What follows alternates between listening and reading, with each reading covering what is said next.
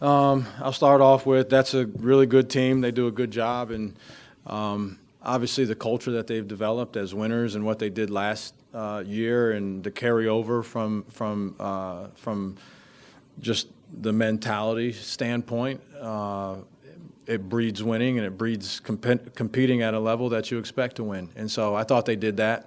Got off to a good start, and we had a rough start, but our guys fought back and made some plays, and the tides had turned, and momentum was on our side. And I thought we played well, trying to extend that run as long as we possibly could. And then, once we cut it down to 10 with, I think it was around 8 minutes left, we went bang, bang, 2 pick sixes that gave up 4 points, and then it was hard for us to recover from that. And one of them at least was in a set situation. So, we were in full control of what should have happened there, and that shouldn't have happened. But I give the guys a lot of credit for that and how they fought back. And emotionally, I thought we did a good job for the most part, especially a couple guys out there controlling emotions. We've had at times when things go bad, they tend to get worse at some point. And we had some guys that acted in a way that would not allow that to happen today. So I was glad to see growth in that area. But they have a good team. I don't think that's a secret. They switched a lot of stuff early. We didn't attack as much early. We did more in the second half. We got to the free throw line, so that was encouraging. There were some good things for us. There's no doubt about that. But they have a good team, and they were better than us. Lamont decided to go with the small lineup to start, keep the centers on the benches. What led to that thinking, and was it just Janai dominating inside early that said, okay, we've got to switch that back up? No. Honestly, one of the first times that they threw it to him, Hayden did a good job in the post, and we ended up getting a turnover. And so it wasn't just that. Hayden got in foul trouble again. One was an offensive foul, and so that was part of it that dictated us making a change. I knew we were going to play big also. But I did want to start. I thought from an offensive standpoint, it might allow us to do some things, having a smaller lineup. It did maybe make them switch 1 through 5. We had some advantages, I thought, at times. Hayden's offensive foul that I spoke of, they had switched, and there was a guard on him, and he put his head down trying to get to the rim. And, the guy took a charge on him. So versus maybe moving the ball, diving to the basket, and then, taking advantage of your size advantage around the basket. But he was trying to be aggressive, that's for sure. But I think it came down to we did want to start that way to try to open some things up offensively. They countered that with switching a lot of things. And then we weren't as aggressive and we weren't as smart with our aggression to take advantage of some of those things early. It seemed like there were some times in the first half you guys could have shrunk the lead a little bit more, just couldn't get the shots to fall. And obviously the second half, but you weren't able to kind of get over that. And couldn't get over that. What does this team need to do to be able to continue to maybe get over those humps and get to a point where it's closer at the end of these games? Yeah, there's a lot of things. I mean, one is, make some shots here and there. As I look at that, Hayden Brown had a wide open 3. Zach had 2 wide open 3s. I mean, these are wide open shots. And that's not to be critical of those guys. I just think those are facts. And we had some situations that, so when we talk about how a run turns into what it is, right? Certainly there's some mistakes that you made. There's some difference in athleticism, length, size, talent, whatever you might have in those situations. But then there's also breakdowns that they have that you don't take advantage of. And so I think that's one thing is being able to take advantage of good opportunities that are right there in front of our face, generating offense in some different ways. Like we were able to get to the free throw line more today. We offensive rebounded today. That's been a mystery to me some days how one day we got 12 offensive rebounds today. Other games we'll have, between our bigs, 5 or 3 rebounds together. I think in the Texas A&M game, I think at the 5 spot we had 3 total rebounds between those guys. So trying to figure out how we can do that more consistently, but generate points in another way. I think that's part of it. And then responding in a way when they'd make a run, they made a run and got up. Okay, we got off to another bad start. They make a run and go up. Well, can you then push a little bit forwards at the end? We had cut it. Chico made a free throw to cut it, I think, down to 8 with 3 minutes and something to go. And at that point, then, can you make any sort of push to make it be 6? play even, and it's 8 going into halftime. Instead, it was 17. So now you come in and out of halftime at 17, and how confident are you really for a team full of guys that have never achieved, honestly, in the roles that they're in right now? How confident would they really be on the inside? We work on that. I say some things to give them some confidence, to show them where we can attack and things that we can do from a basketball perspective, and keep trying to keep your energy and your positivity up, because that stuff affects your effort. Your effort affects how well you play. And so constantly trying to do those things. But I think some of it is just is being consistent, doing things consistently. We haven't done things consistently. We'll have small stretches in some games, a decent amount of stretches in other games, and then no stretches in some games of doing the things that we want to do. Lamont, you were just touching on this a little bit, talking about getting to the free throw line. Both Hayden and Gigi were talking about how they were in sync, trying to get downhill today, trying to get to the line, playing aggressive. Seems like, the team did better at that in the second half. Just, was that a point of emphasis for you, I guess, in practice coming into this, and where do you see the development, from that standpoint? Yeah, it was, and it has been for most of the year. I think if that's one of the options that you're eliminating from your offensive package, is attacking off the dribble or getting to the free throw line. Well, you better have a lot of plays that are going to get wide open shots if you're not going to be able to do that. Or if feeding the post and scoring around the basket is something we haven't performed in that area either. So now, if you don't score around the basket in post-feed situations, you don't attack the rim off the dribble very consistently or generate points from the free throw line, well, now you are relegated to being a jump shooting team. While we're doing that, at any particular time, one guy out there doesn't shoot jump shots at all, sometimes more than that. And so that's a tough road to hoe. And so it was a point of emphasis. Those guys have been working on it, and now I want to continue to do it. I don't want to back off because Hayden had a couple offensive fouls. Gigi had I told him he had a couple free offensive fouls. Gigi, I want him to get a couple offensive fouls. He's too good of an athlete. He can change and shift his body in ways where he can avoid those most of the time. So, but I want him putting himself in situations where he's attacking the rim. Coach, with Gigi, having a career high tonight with the 30, what kind of development have you seen from him, either mentally or physically, from, last time you guys played a ranked team and he goes 0 for 8, tonight to come out and do what he did? I think it's more mental and emotional than anything. I think just as a young person, and there's a lot of pressure on him, and you got to imagine every single time we play the other team, they're always going to say something about who they perceive as your best player, right?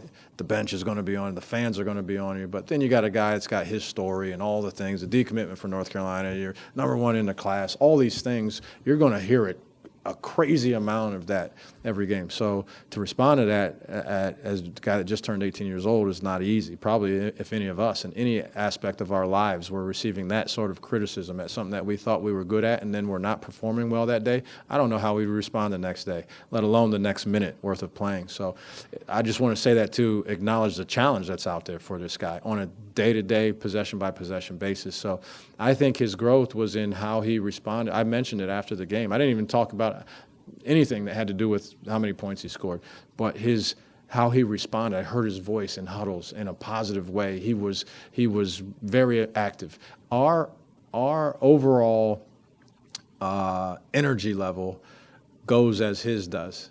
That's just who he is. He's a dynamic person, a dynamic personality, and I think as a general rule, if he's high in the energy category, it'd be very difficult for our team not to have a high level of energy, and he's doing that consistently.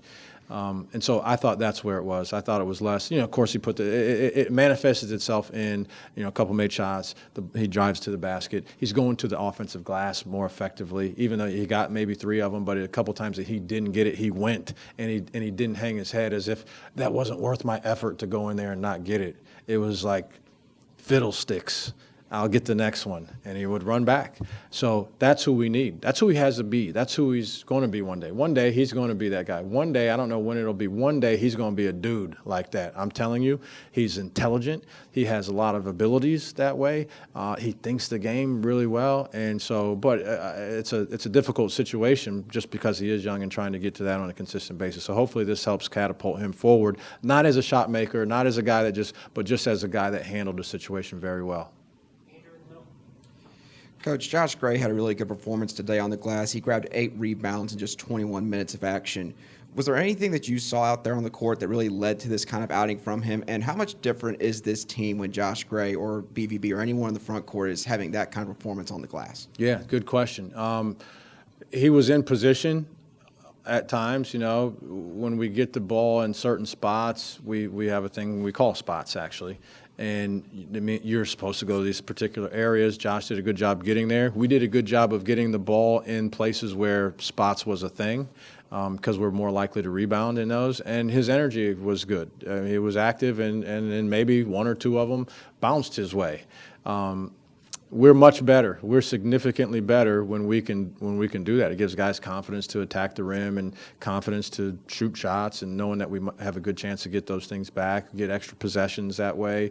Here's the real challenge, and the question is why? How do we figure out what it looks like when it's something like shooting? I know today I might be really good, and then tomorrow I might be really bad. Well, I'll tell you what I'm still trying to do is make every single shot. There's not a lot of control over those. Rebounding, there's a small component to that, because the ball, you may be on the left side, it bounces to the right side. But why are some games we're so effective rebounding and some games we're not?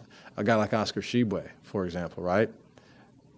That's not what he does, right? It's consistently good rebounding. Some days he may score more, some days he doesn't score as much. Not too many days where that guy's not all over the glass, right? So trying to figure out what that is that allows us to be effective that way. You were down, I think, 26 there at one point, and it kind of felt like it maybe was going to trend toward those last 2 Saturday home games. You got it back to 10. What was different today there? Was there a message in the huddle at that point, or was it just you played better today than you had those last couple home games? I think it was both. I think there was a message, right? I did challenge the guys about that, just about what we're building here. Here's a news flash for anyone that's listening. We're building here. And so that means improving at things.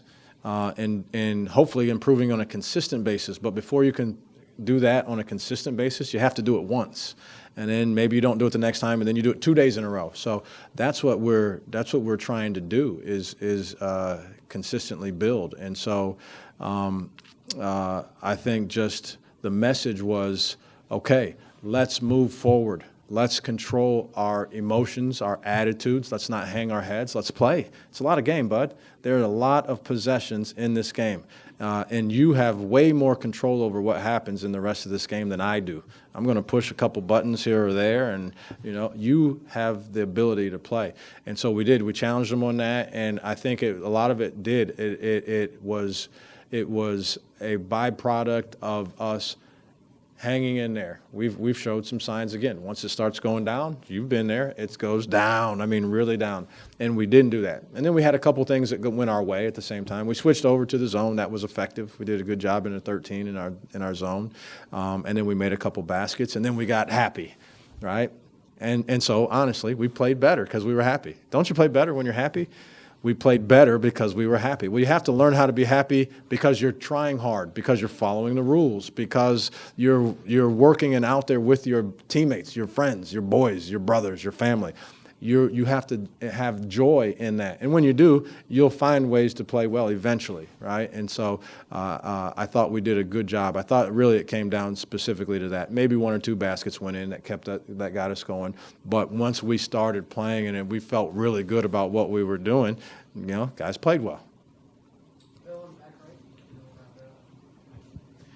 You mentioned the slow starts. You guys have had 4 home games this month. You've never led in any of them, so you're constantly playing from behind. When that happens and you fall behind by double digits early, from a coaching standpoint, do you just toss the game plan and have to kind of remake things during the process of the game? A good question, because you contemplate it. That's a fact. You contemplate it. not early, but as you see some things happening that have been happening, okay, we're doing that again. We've shut down on that. We stopped chasing really hard because we're 0 for our last 5 threes and have 2 turnovers that are pick sixes, okay? So we've stopped working how we want to on defense. And do I go to plan B? Of course you do that. You have to consider that. And so while my overall answer is no, certainly there are some things that you try to figure out, right? You play a Texas A&M team that's doing this defensively, or you play this team that's switching a lot of different things, okay? Here was the plan. We knew they would be switching. Here was our plan while we're switching. We're not doing that. For whatever reason, I snap my fingers, I throw a little dust on the whole thing at timeout, I do a song and dance. It doesn't change. So at some point, you have to contemplate if, okay, we were doing these things, this was the plan, we got to go to this, because I know this will generate movement. That was one of the things specifically, was that we weren't moving enough. I'm making a cut. I start off making a cut. I'm used to being open there. I'm not open because you switch. Well, you stop cutting. So we did push a couple buttons that forced movement. It generated movement for us. It wasn't what I wanted to run when we came in here. I didn't think we needed to, but it generated some movement, and then kind of it got together at that point. But certainly you have to consider what the next move is to give yourself the best chance to win the game. Appreciate it, Coach. Thanks, guys.